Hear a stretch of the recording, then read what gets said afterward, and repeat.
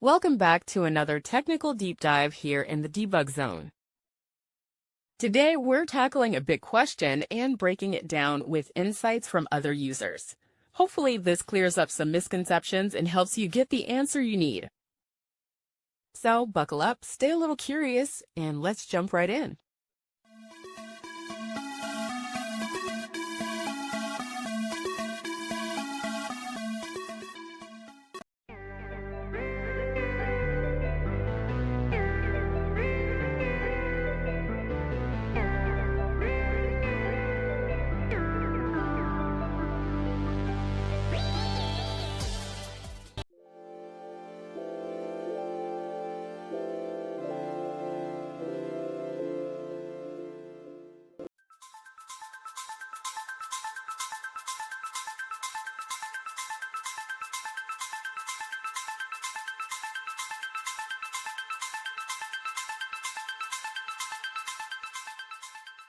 And that's a wrap.